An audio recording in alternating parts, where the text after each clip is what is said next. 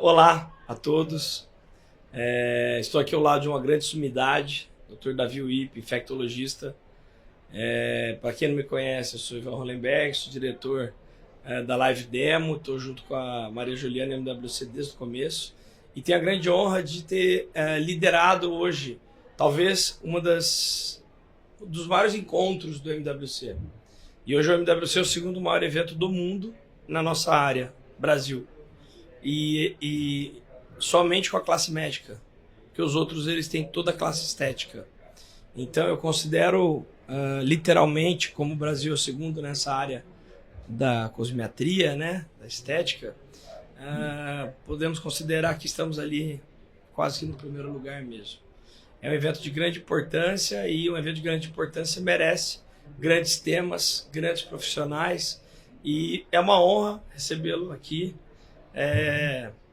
Eu tenho o prazer de ser padrinho e ter uma madrinha com a Marina Miranda que intermediou a nossa ligação. Eu sou um fã do seu trabalho, da sua pessoa, do seu posicionamento, sempre ético, íntegro e da qualificação técnica profissional, né, como infectologista. Então, brevemente, eu resumi quem é o Davi, né? Se eu pegar o currículo dele aqui, nós vamos ficar uma madrugada. Doutor Davi, primeiro eu queria que o senhor, se quisesse apresentar mais, ficasse à vontade e dissesse para nós o que já foi dito pelo próprio senhor na plenária, para quem não participou, qual a importância dessa relação, dessa interseção entre as especialidades, aquelas analogias que o senhor utilizou, que eu gostei muito, do ortopedista e do outro especialista, né? E não desmerecendo as outras áreas, mas tornando a excelência mais excelente. Eu acho que esse é o objetivo nosso em vida, como propósito, como ser humano, e a humildade e o orgulho, ele tem que ser deixado de lado, senão a gente pode prejudicar o nosso bem maior, que é no juramento de Hipócrates, que é o nosso paciente, que é o nosso bem maior. Primeiro, muito obrigado pelo convite. E a Marina, minha relação com ela é umbilical. Você deve estar perguntando por quê, né? Eu vi a Marina na barriga da mãe, da Terezinha. Eu sou padrinho de casamento dos pais dela. Então, são pessoas muito próximas e com isso a Marina é uma pessoa que eu gosto muito, esteve sempre ao meu lado. Mas primeiro eu achei muito curioso o convite e até eu não entendi direito. Falei, imagina convidar 2 infectologistas para falar num congresso com essa moldura. Quando eu cheguei aqui, eu percebi que havia uma proposta de um grande avanço, que você teve a competência de perceber logo, que é como é que nós podemos fazer juntos melhor. Isso é um desafio. É um desafio de várias formas que possa ser entendido. Primeiro é você expor que talvez os procedimentos possam ter complicações. Ninguém que faz procedimento... Quanto mais faz, mais tem. Agora, só não tem complicação quem não faz. Aí é fácil. Agora, eu costumo dizer que o médico competente é aquele que enfrenta os dissabores, enfrenta o que deu errado, que muitas vezes não é de responsabilidade dele. É uma descontaminação que não foi adequada, um ambiente que não é o melhor, e ele fez o procedimento, mas no final ele se responsabiliza. Então, sair desse evento com uma proposta de protocolo, onde as múltiplas especialidades contribuirão para que nós tenhamos uma prevenção adequada, um diagnóstico muito bem feito e o tratamento. Esse tratamento sempre vai ser, no mínimo, a 4 mãos.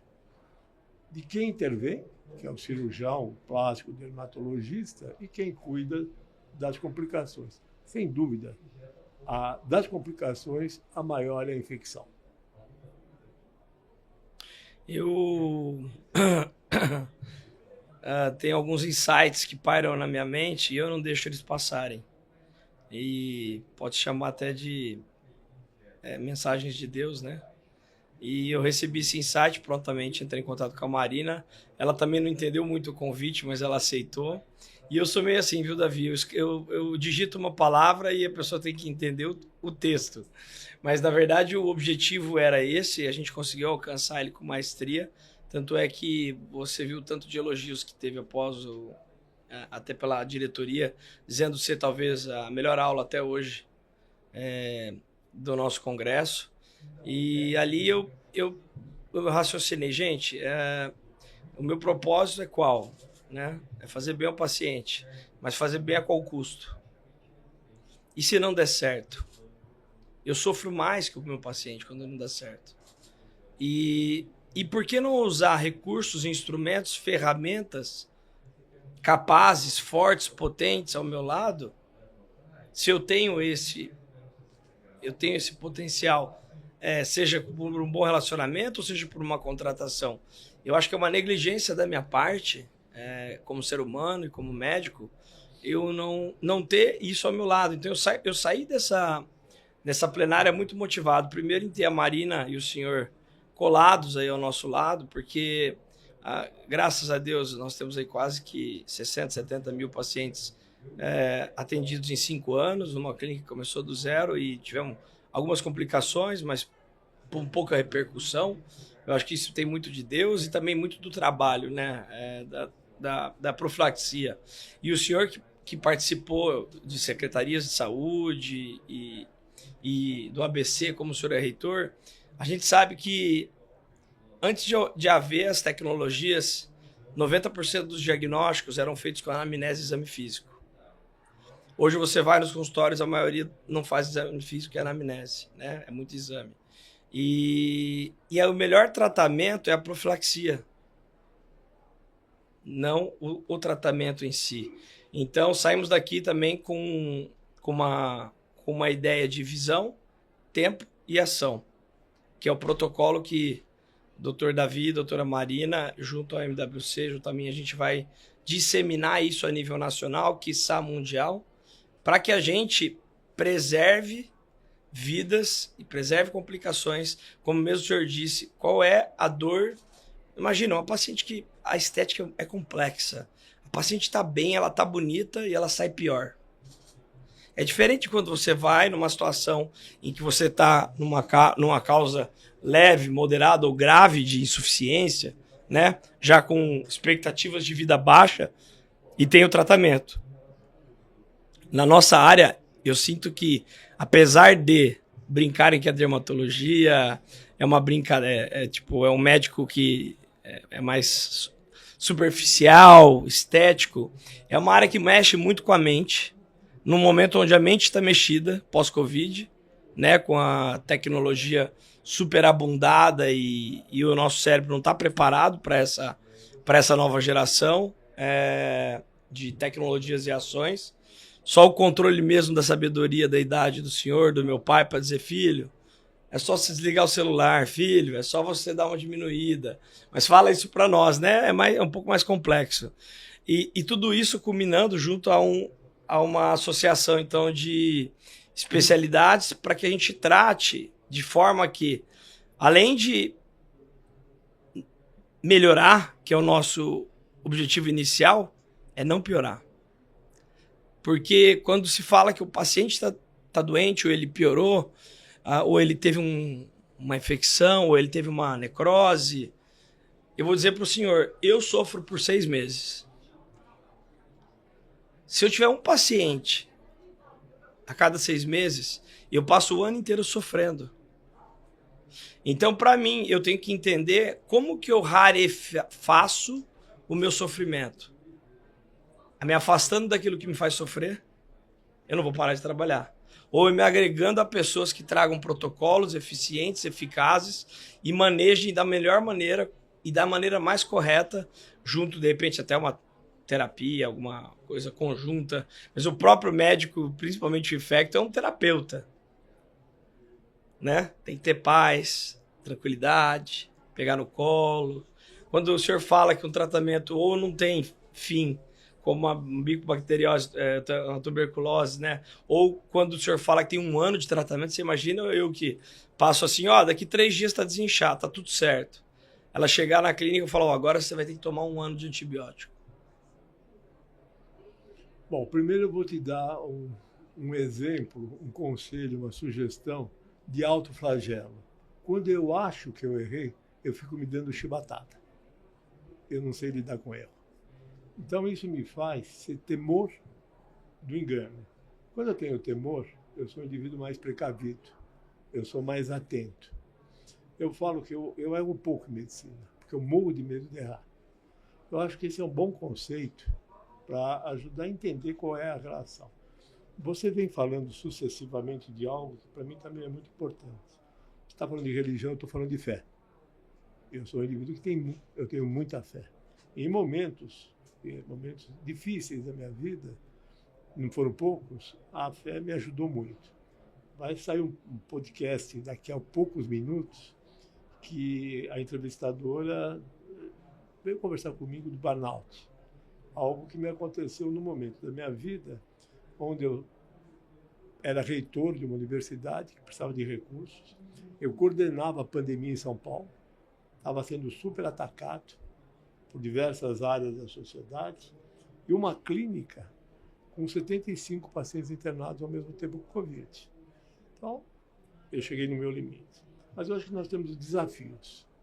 O primeiro desafio é tornar a medicina acessível ao maior número de pessoas possível. A medicina requintada, a medicina estética, ela precisa ser acessível ao maior número de pessoas possível. Para isso, você tem que ter o terceiro valor, que é sustentabilidade. Como é que você transforma o teu negócio em algo sustentável que poderá beneficiar o maior número de pessoas? A minha carreira profissional ela é muito heterogênea. Do ponto de vista acadêmico, não dá para ser mais do que reitor. Tenho mestrado, doutorado, livre docência, professor titular. Em termos de gestão pública, eu fui secretário de Estado 3 vezes. Só faltou ministro. E em clínica privada, minha clínica completou 46 anos. É disso que eu estou falando. Né? E como é que legado. É um legado, mas como é que você faz? Primeiro, essas 3 pilares básicos, né? E depois você se mantém absolutamente dentro dos padrões daquilo que você acredita. Eu não faço concessão. Isso chama propósito. Eu não faço concessão. Eu não faço negociata. Essa é uma boa definição. E você não abre brechas. Não tem brecha. E a outra, que eu acho que é muito reflexiva, você tem que ter um caminho traçado retilíneo. Não tem atalhos. Para chegar onde nós estamos chegando, é uma história. E nós pretendemos deixar um legado. Mas em cima do quê? De ética, de competência, de carinho, de acolhimento, de afeto. É bem o que você falou. Uma pessoa vai em busca de ficar mais bonita. De repente ela se surpreende com um diagnóstico que ela mal entende e com uma proposta de tratamento longa e muitas vezes interminável, porque não tem cura, com perdas. E a gente não previsibiliza isso porque é raridade. Se eu previsibilizar todas as raridades, né? Mas tem um fato fundamental. Como é que eu vejo? Eu vejo o profissional da área de estética normalmente muito competente. Ele é muito habilidoso e o resultado é muito bom. Então, é difícil saber lidar com esse sucesso. Agora, o médico bom é aquele que não foge, que na hora que encrenca, está do lado. Então, os desafios que nos tornam cascudos, é a palavra, né? Preparados. Pele dura. Pele dura. E eu vejo que toda vez que eu estou saindo de um burnout, há um tempo já, há um tempo. E a sobrecarga. Toda vez que a gente entra em sobrecarga, o burnout chega. É a falta do equilíbrio, né? Vou contar uma história de agora. A entrevistadora, ela se emocionou e no final ela me falou: eu nunca vi médico ter coragem de falar das suas deficiências. Eu falei: sabe por que eu falo? Porque as pessoas precisam entender, primeiro, eu não sou Deus. Somos homens. Eu sou como todo mundo, com as fragilidades, com as dificuldades, e eu precisei ser tratado E o psiquiatra, o Wagner Gattas, ele falou, você vai tomar esses medicamentos e precisa se afastar. Eu falei, aham. Você afastou mais ou menos. Zero. Continuei coordenando a pandemia. Não funciona, não resolve. Então, tratar burnout, que é o que nós estamos falando, tomando medicamento, continuando... Foi o que eu fiz por muito tempo. Só que chega uma hora que não dá certo. Não tem jeito. Aí, a entrevistadora falou, você fez terapia? Eu falei, não fiz, não, porque eu não acho importante. Que eu precisaria fazer 12 horas por dia, 8 vezes por semana. Você ia perder o tempo do... Então, como é que você lidou com isso? Perseverança e fé. É assim que funciona. E cuidar mais de si mesmo. Isso eu sou meio relapso. E uma coisa que eu digo, professor, e que eu tenho vivido muito, e que não é sobre religião, é sim sobre Jesus Cristo. Eu li o livro do Augusto Cury e foi lá que eu mudei um pouco. Meu pai e meu avô agnóstico, né? O médico, ele se torna muito cético, porque a escola médica, a ciência, ela te mostra a genitude do universo através da ciência, né? E não comenta sobre a história bíblica, a história de Jesus Cristo, não querendo entrar em religião, mas foi um caminho que me trouxe uma paz plena, onde eu entendi quem eu sou, para quem eu vim, qual é o meu propósito, quais são os meus mandamentos, quando eu fugir deles, o que vai acontecer comigo, e isso nada mais é do que a gente quando era menino. Você lembra quando a gente era menino? Sem preocupação, sem estresse, fazendo só coisa boa, não tendo maldade, não tendo pessoas nos assediando para encurtar caminhos. Que muitas vezes você está na inércia e no flow das coisas. Como você tem que entender, só tem um jeito de explicar o que nós fazemos. Missão. Se você não entender e as pessoas que convivem com você não entender que isso é missão, não tem jeito. Eu tive uma pessoa que, coincidentemente, entramos no mesmo táxi ali no evento da Fotona e eu acho que ela não gostava de mim. Mas eu estava inspirado em responder. Às vezes eu estou inspirado em ficar em silêncio, que o silêncio basta, né? E às vezes eu estou inspirado em discutir até finalizar ela não ter mais perguntas que se fazer para mim, porque não tem como ela ganhar aquela disputa. Mas eu estava inspirado nesse dia. E ela me perguntou no final, para que você quer tanto? Não tá bom já o que você tem? Eu falei, pergunta para cima, pergunta para dentro.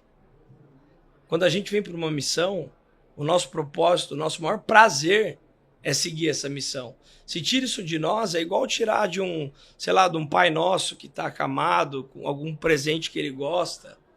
Você acaba por finalizar a vida dele, né? Então, eu vejo isso muito. No meu plano de carreira, está muito bem definido como esse MWC Brasil 25. Eu tenho imagem minha em 10, em 20, em 30, em 50. E a partir disso eu faço um business plan invertido e traço a meta. E o meu objetivo, nós estamos com a Santa Casa de Misericórdia no Rio de Janeiro, 1.500 metros quadrados. Eu vou criar a primeira clínica igual a minha, de São Paulo, do Rio de Janeiro, classe A, mas só para quem não tem condição.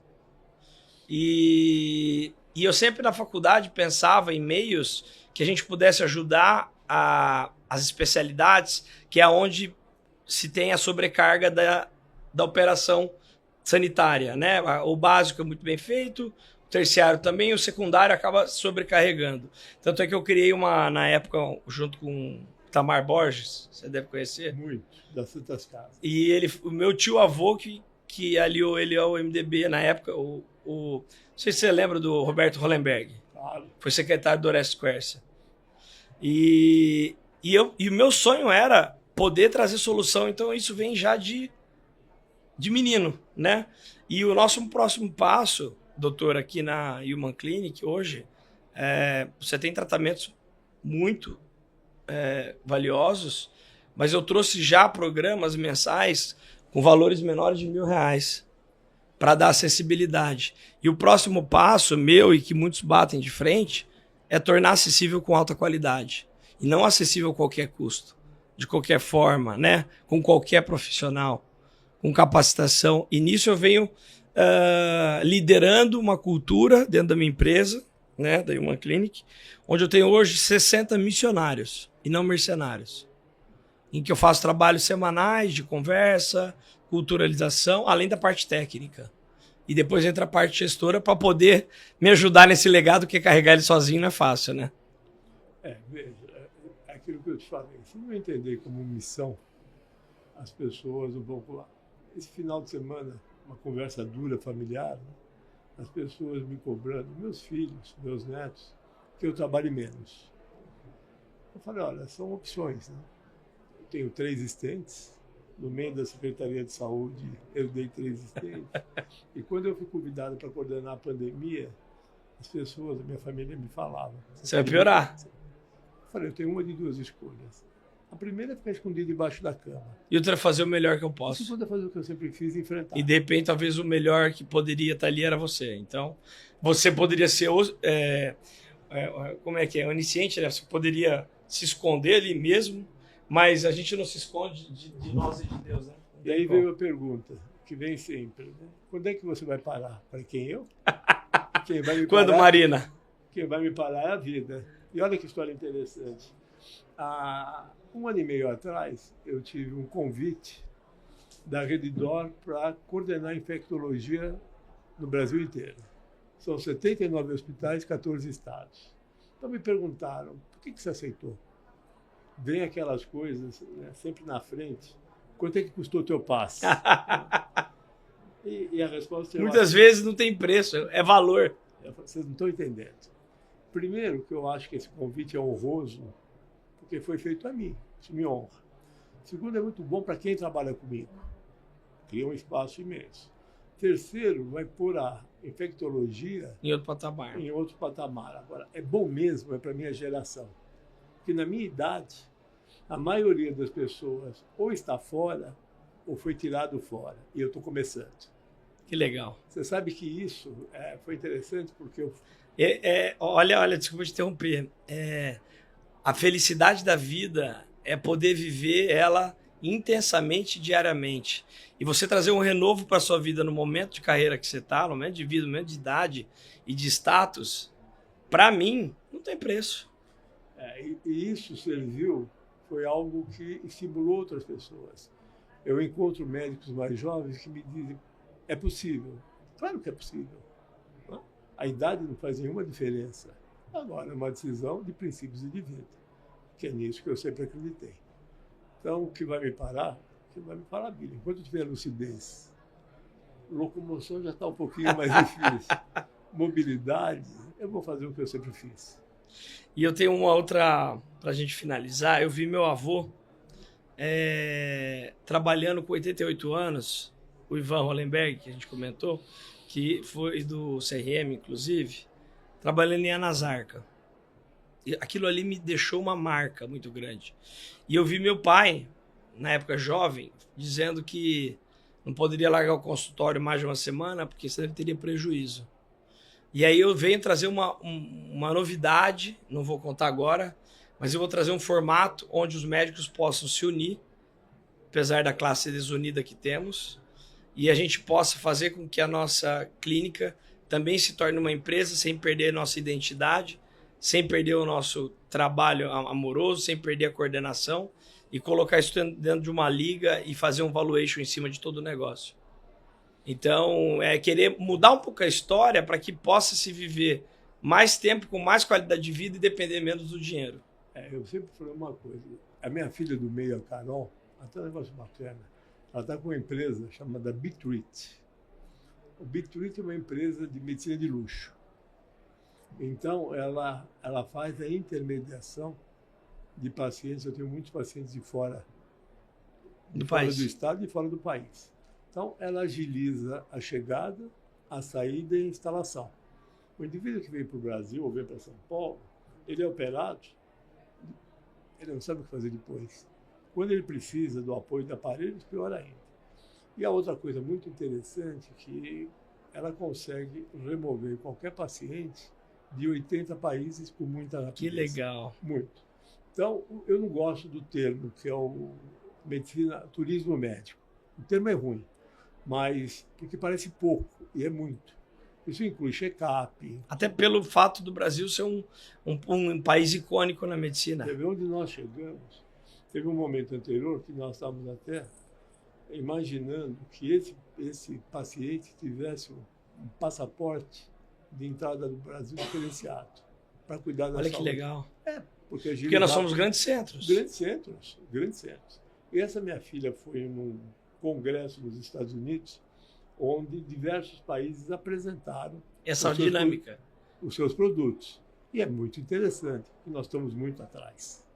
Aí é um potencial imenso. Eu trabalhei em Angola 17 anos. Eu era coordenador das Eu tenho uma família de crianças lá. Pois é. Então, 17 anos eu coordenei as endemias e epidemias em Angola. E a partir daí, eu comecei a trazer pacientes para o Brasil e levar médicos para treinar os angolanos. Você já era o Sem Fronteiras. Sem Fronteira há muito tempo. Então, nessa área que você está dizendo, eu acho que, primeiro, tem que ter competência. Depois tem que ter criatividade. E terceiro, não se conformar com o que dá errado. Essa minha filha um dia chegou no consultório, ela falou: pai, eu vou dizer quem é você. Você trabalhando, você tem receita. Você morto, nós vamos ficar mais ou menos. Você doente é despesa. É isso que você estava falando. O médico é isso. E eu vi isso no meu avô, no meu bisavô, no meu tataravô contado pelo meu bisavô e no meu pai. Eu falei, eu não vou continuar esse ciclo. É isso aí. Eu vou mudar esse ciclo e mudar essa geração. Mas é isso. Depois teve consequências muito interessantes depois dessa conversa. Eu falei, agora que eu vou te matar, depois de eu te matar, o que você quer? Ela falou, eu quero que você se organize e deixe que pessoas te ajudem. Então mudou todo o meu esquema de consultório, de gestão. Mas é bem bacana. Mas é bom. E eu gostaria muito de conhecer essa sua filha. A filha Carol é uma... Se puder, Márcio, me passar o contato dela. Doutor, muito obrigado pela sua presença, pelo seu tempo. Depois dessa conversa, eu tenho certeza que a Marina foi a grande ponte, mas o teu prazer está nisso. Eu tenho certeza que o seu coração agora está batendo de forma glamurosa, de forma feliz e honrosa. E eu acho que a gente está na Terra, se não para outras coisas, mas principalmente para isso. Minha cabeça já imaginou 1000 novas situações. E vamos em frente. De desafio que nós sempre vivemos. Obrigado pela oportunidade. Obrigado a você.